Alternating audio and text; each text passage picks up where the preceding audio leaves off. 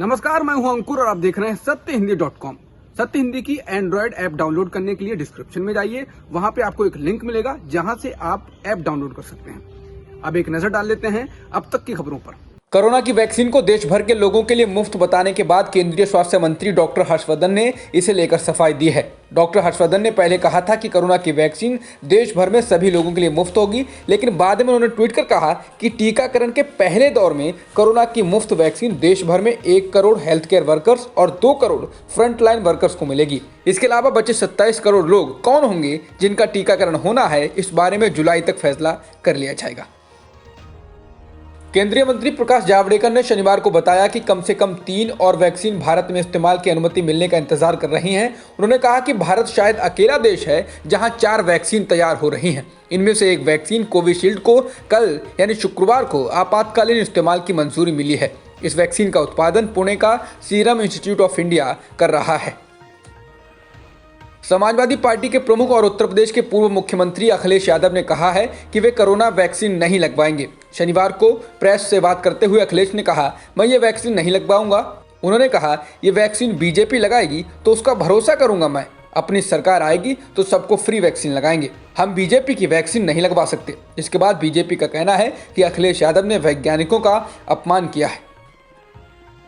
उत्तर प्रदेश के मुख्यमंत्री योगी आदित्यनाथ ने कहा है कि राज्य में कोरोना का टीकाकरण जनवरी मध्य में मकर संक्रांति के आसपास शुरू हो सकता है। यूपी के 6 जिलों में शनिवार को टीकाकरण के अभ्यास के तौर पर ड्राई रन भी हुआ है।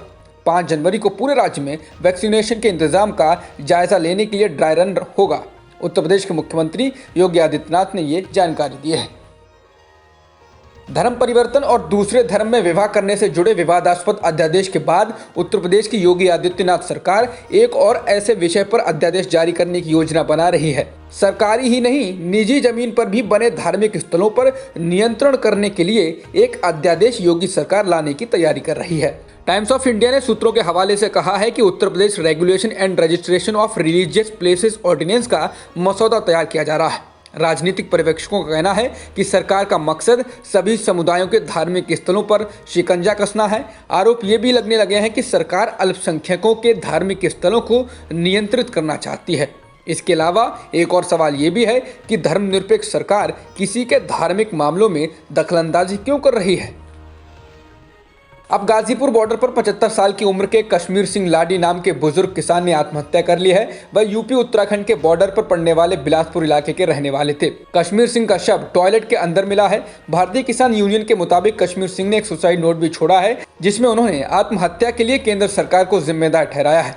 कश्मीर सिंह ने लिखा है, कब तक हम इस ठंड में बैठे रहेंगे, सरकार हमारी बात नहीं सुन रही है, इसलिए मैं अपनी जान दे रहा हूँ जिससे कोई रास्ता निकले। उन्होंने ये भी लिखा है कि उनके पोते आंदोलन स्तर पर ही उनका अंतिम संस्कार करें।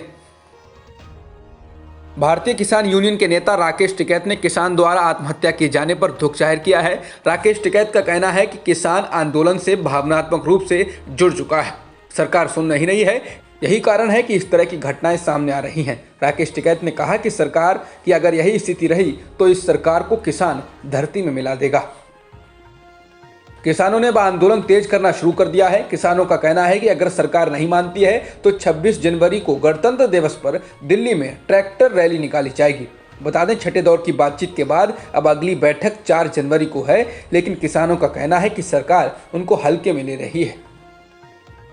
स्थानीय निकाय चुनाव में बेहद खराब प्रदर्शन से परेशान खट्टर सरकार की मुश्किलें अब किसानों के नए ऐलान के कारण और बढ़ने वाली हैं। हरियाणा के जींद जिले की 10 खाप पंचायतों ने ऐलान किया है कि वे बीजेपी जेजेपी के नेताओं को बांगड़ इलाके में घुसने नहीं देंगे। शुक्रवार को खटकर कला में हुई खाप पंचायत में खाप के नेताओं ने इसकी घोषणा की है। उन्होंने कहा कि वे बीजेपी नेताओं के चौपाल कार्यक्रमों का विरोध करेंगे और अगर कोई नेता उनके गांव में आता है तो उसे काले झंडे भी दिखाएंगे। आतंकवादियों ने गुरुवार की शाम को जम्मू कश्मीर की राजधानी श्रीनगर में स्थित एक ज्वेलरी की दुकान के मालिक सतपाल निश्चल को गोलियां मारकर मौत के घाट उतार दिया। 70 साल के सतपाल निश्चल को कुछ ही हफ्ते पहले अधिवास यानी डोमिसाइल प्रमाण पत्र मिला था। डोमिसाइल प्रमाण पत्र के अनुसार ऐसे लोग जो जम्मू कश्मीर में 15 साल से रह रहे हैं वो यहाँ अब स्थायी तौर पर रह सकते हैं और जमीन भी खरीद सकते हैं। सतपाल निश्चल को आतंकियों ने सरायबाला में स्थित उनकी दुकान में गोलियां मारी। आतंकी संगठन द रेसिस्टेंट फ्रंट ने इस हमले की जिम्मेदारी ली है और कहा है कि ऐसे बाहरी लोग जिन्हें डोमिसाइल का सर्टिफिकेट मिला है वे सभी आरएसएस के एजेंट हैं। बीसीसीआई अध्यक्ष और भारतीय पूर्व कप्तान सौरव गांगुली को बेचैनी की शिकायत के बाद अस्पताल में भर्ती किया गया है। गांगुली कोलकाता के वुडलैंड्स अस्पताल में भर्ती हैं। अस्पताल के अधिकारी ने कहा है कि गांगुली की हालत अब स्थिर है और उन्हें निजी अस्पताल के इमरजेंसी वार्ड में भर्ती कराया गया है। ममता बनर्जी ने ट्वीट कर गांगुली के जल्द ठीक होने की कामना की है। भारत में एक दिन में 19,000 से अधिक कोरोना संक्रमण के मामले दर्ज किए गए हैं और 224 लोगों की मौत भी हुई है, जिसके साथ ही देश भर में कुल संक्रमितों का आंकड़ा 1,03,05,000 के पार हो गया है और मृतकों की संख्या 1,49,000 से ज्यादा हो चुकी है। फिलहाल एक्टिव मामले 2,50,000 के पार हैं। नेपाल में पीएम केपी शर्मा ओली द्वारा संसद भंग करने के फैसले के खिलाफ सभी राजनीतिक पार्टियों के संयुक्त विरोध प्रदर्शन की योजना अब रद्द कर दी गई है। दरअसल पूर्व प्रधानमंत्री पुष्पकमल दहल प्रचंड और माधव नेपाल की अगुवाई वाले गुट के प्रस्ताव को नेपाली कांग्रेस ने खारिज कर दिया है।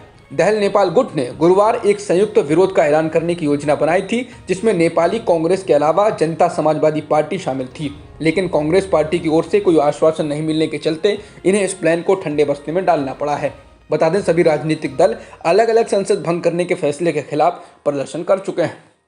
अब तक की खबरों में इतना ही। बाकी खबरों के लिए बने रहिए सत्यहिंदी.com के साथ। सत्य हिंदी का ऐप डाउनलोड करें गूगल प्ले स्टोर पर।